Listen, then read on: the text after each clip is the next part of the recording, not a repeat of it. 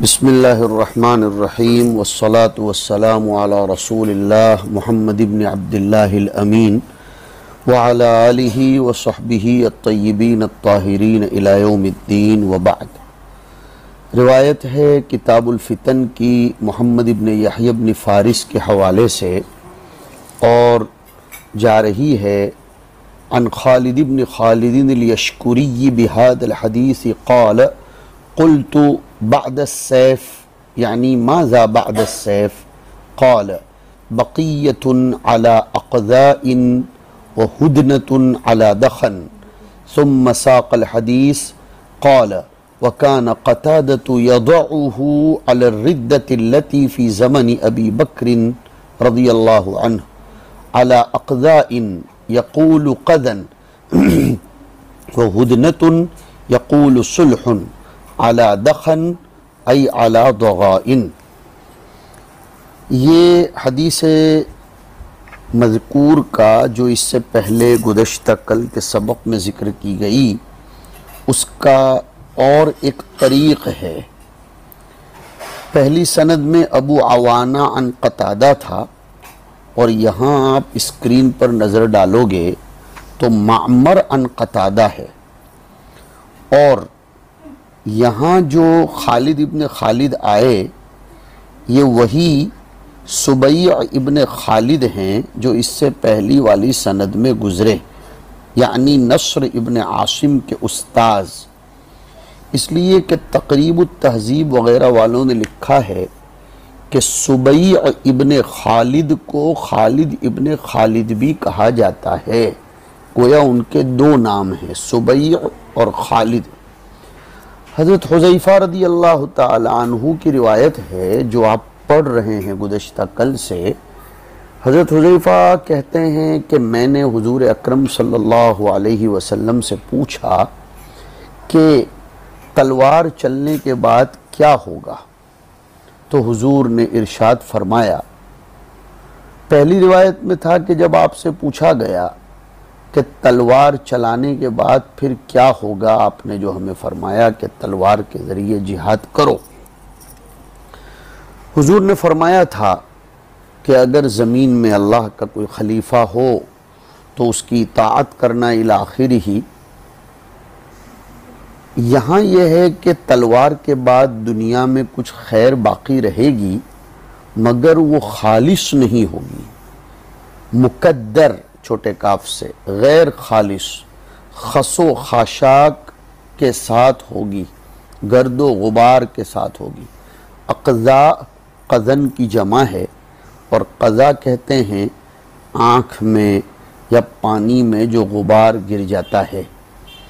ہدنۃ علی دخن یعنی کچھ صلح باقی رہ جائے گی، دخن یعنی دغن، مطلب ظاہر میں تو ایسا لگے گا کہ صلح صفائی ہو رہی ہے، لیکن اندر میں کینہ کپٹ چل کر ہی لوگ چل رہے ہوں گے۔ کان قتادۃ یضعہ علی الردہ ای یحملہ علی الردہ، یعنی ہمارے استاذ قتادہ اس شر کا محمل اور مصداق قرار دیتے تھے، اس فتنہ ارتداد کو جو صدیق اکبر کے دور میں پیش آیا تھا، اور اس فتنہ ارتداد کا علاج صدیق اکبر رضی اللہ تعالی عنہ نے سیف سے کیا تھا، اس لیے کہ حضور نے اس کا علاج سیف کو ہی بتلایا ہے۔ حضرت صدیق اکبر نے تلوار اٹھائی، اور آپ کو یاد ہوگا کہ حضرت عمر نے سوال بھی فرمایا تھا۔ ایک اشکال ہو سکتا ہے کہ حدیث میں تو یوں آیا کہ جب آپ سے پوچھا گیا کہ تلوار کے بعد کیا ہوگا تو آپ نے فرمایا کچھ تھوڑی سی خیر باقی رہ جائے گی، اگرچہ وہ دھندلی ہوگی۔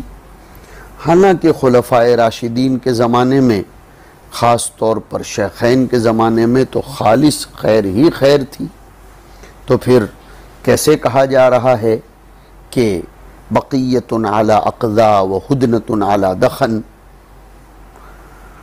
اس کے علماء نے چند جواب دیے ہیں۔ پہلا جواب بہت اچھا ہے کہ حضور کے زمانے کی طرف نسبت کرتے ہوئے یہ بات کہی گئی ہے. یعنی حضور کے زمانے میں جو خیر اور اخلاص اور جو ایک دم پیورٹی تھی، پیور ہونا، ایک دم فلٹر، ایسا نہیں ہوگا. ہوگی تو خیر، لیکن حضور کے زمانے کے اعتبار سے، اس لیے کہ اس کو سمجھنے کے لیے حضرت انس رضی اللہ تعالی عنہ کے وہ الفاظ جو انہوں نے حضور کے دفن کی منظر کشی کرتے ہوئے فرمائے تھے سن لو تو سمجھنا آسان ہوگا. حضرت انس فرماتے ہیں ما نفضنا ایدینا حتی انکرنا قلوبنا، کہ ہم نے ابھی تو حضور کو دفن کر کے اپنے ہاتھ سے مٹی بھی نہیں جھاڑی تھی کہ ہم نے اپنے قلوب کے اندر کچھ تبدیلی پائی. پتہ چلا کہ حضور کے زمانے میں جو خالص خیر تھی، شیخین کے زمانے میں ایسا کہاں. وہ خیر کا زمانہ تھا، خیر القرون قرنی ہم بھی جانتے ہیں، لیکن بالنسبتی الی زمن الرسول یہ بات کہی جا رہی ہے. یا یہ جواب دیں گے کہ بعد کو بعدیت فصلیہ پر محمول کرو، نہ کہ بعدیات متصلہ پر. بعدیت کی دو قسمیں ہیں، بعدیت متصلہ اور بعدیت فصلیہ. جمعرات کے بعد جمعہ بعدیت متصلہ والی ہے، لیکن جمعرات کے بعد اتوار یہ بعدیت فصلیہ والی ہے. تو فوراً بعد مراد نہیں ہے، بلکہ کچھ آگے چل کر. قطب الاقطاب حضرت گنگوہی رحمۃ اللہ علیہ فرماتے ہیں کہ اس شر کو قتادہ نے جس محمل پر محمول کیا ہے اس کے بجائے، ردت پر محمول کرنے کے بجائے قتل عثمان پر محمول کر دو. اور اس شکل میں سیف سے مراد قاتلین عثمان کے ساتھ جو قتال ہوا تھا وہ لے لو. اس میں سیف لے لی گئی ہوتی تو وہ اس کا حل ہو جاتا، لیکن سیف نہیں لی گئی تو پھر وہ معاملہ کافی لمبی مدت تک چلا. حضور نے جو سیف بتلائی تھی حل اور علاج کے طور پر، اس حدیث کی روشنی میں اس کا حل وہی تھا، لیکن اس کو اختیار نہیں کیا گیا. ہم اتنا ہی کہیں گے کہ اللہ کی مرضی تھی، ہم اس کو نہیں جان سکتے. قزن راوی کہتے ہیں کہ اقضا جس کا تذکرہ آیا یہ قزن کی جمع ہے، اور قزن تنکے وغیرہ کو جو آنکھ میں گرتا ہے کہتے ہیں. ہدنتن یقول صلحن، یعنی ہدنہ کے معنی صلح کے ہیں. علی دخن ای علی ضغائن، یعنی دخن کے معنی ضغینہ ہے، یعنی کینہ. اس کی جمع ضغائن آتی ہے.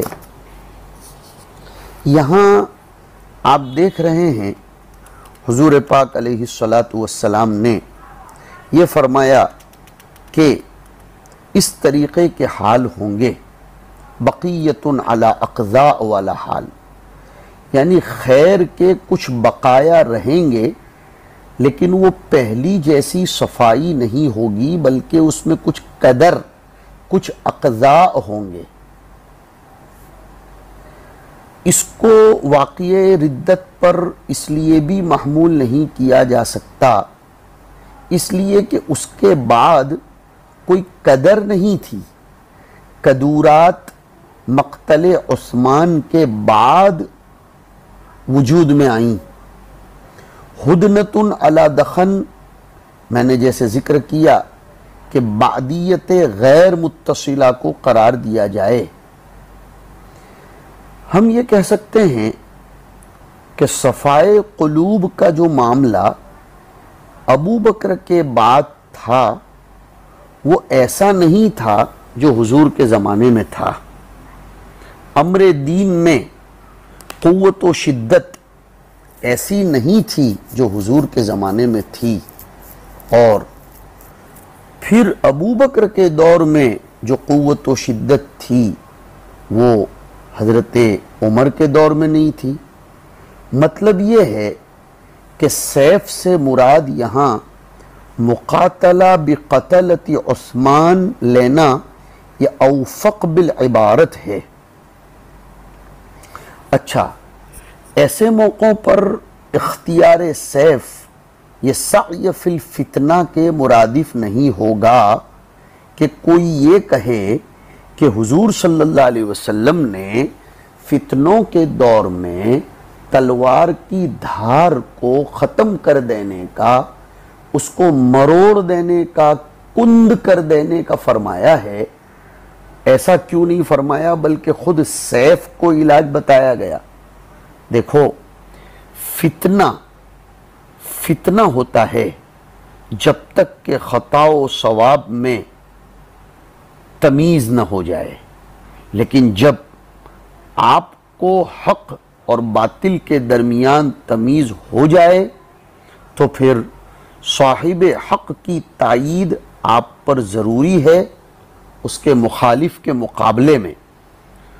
اور اختلاف صحابہ رضی اللہ تعالی عنہم کا معاملہ اسی سے منحل اور آسان ہو جائے گا کہ انہوں نے جماعت کی دوسری جماعت کے مقابلے میں اعانت کی، کچھ لوگ اپنے دین کو لے کر ایک طرف ہو گئے، انہوں نے عزلت نشینی دونوں جماعتوں سے اختیار کی، جیسے کہ حضرت علی کے یوم الجمل والے واقعے میں ہوا، تو ان میں سے کسی پر اعتراض نہیں ہوگا، اس لیے کہ جس نے ایک جماعت کا تعاون کیا وہ اس لیے کیا کہ اس کی رائے، اس کے اجتہاد اور اس کی اپنی دلیل میں وہ اس جماعت کو حق پر سمجھتا تھا، اور جس نے اس کو فتنہ سمجھا اور اس کے سامنے حق و باطل میں ظہور نہیں ہو سکا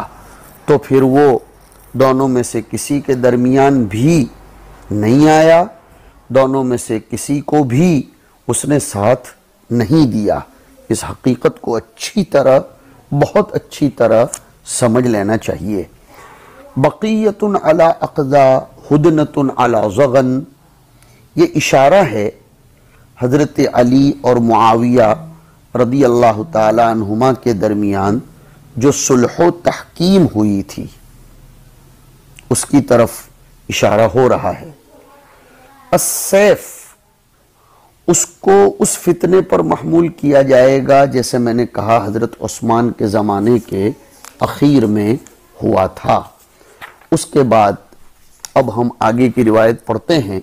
عبداللہ ابن مسلمہ القعنبی کے حوالے سے عن نصر بن عاصم اللیثی قال اتینا الیشکری فی رہط من بنی لیث فقال من القوم فقلنا اتیناک نسألک عن حدیث حذیفۃ فذکر الحدیث قال قلت یا رسول اللہ هل بعد هذا الخیر شر قال فتنة وشر قال قلت یا رسول اللہ بعد هذا الشر خیر قال یا حذیفہ تعلم کتاب اللہ واتبع ما فيه 3 مرات قال قلت يا رسول الله هل بعد هذا الشر خير قال هدنة على دخن وجماعة على أقذاء فيها أو قال فيهم قلت يا رسول الله الهدنة على الدخن ما هي قال لا ترجع قلوب أقوام على الذي كانت عليه قال قلت يا رسول الله هل بعد هذا الخير شر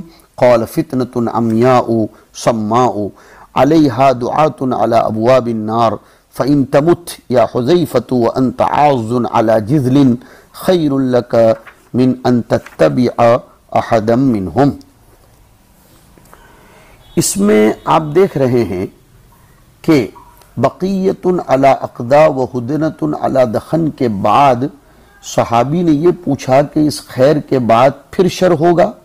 یہ زیادتی ہے اس روایت میں جو ابھی ہم نے پڑھی۔ تو آپ نے فرمایا فتنۃ عمیاء، یعنی ایسا فتنہ جو اندھا بہرا ہوگا۔ فتنہ کیسے اندھا بہرا ہو سکتا ہے؟ اشارہ ہے اس فتنے کی شدت اور اس کی سیاہی اور ظلمت کی طرف کہ وہ فتنہ اتنا خطرناک ہوگا کہ انسان کو صحیح اور باطل نظر نہیں آئے گا، انسان کو خود حق نظر نہیں آئے گا کہ حق کہاں ہے، اور اس فتنے میں پڑنے والے بہرے ہوں گے۔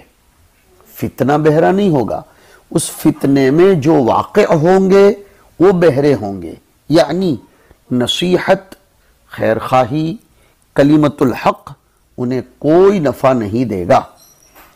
علیہا دعاتن، یہ جو آیا اس کا مطلب یہ ہے کہ اس فتنے کو قائم کرنے والے جو ہوں گے وہ اوروں کو بھی اس فتنے کی طرف بلائیں گے، شرکت کی دعوت دیں گے، حالانکہ وہ بلانے والے جہنم کے دروازوں پر کھڑے ہوں گے، مطلب ان کا انجام بے اعتبار معال کے یہ ہوگا، لوگوں کو ایسی چیز کی طرف بلائیں گے جو ان کو جہنم کی طرف لے جانے والی ہوگی۔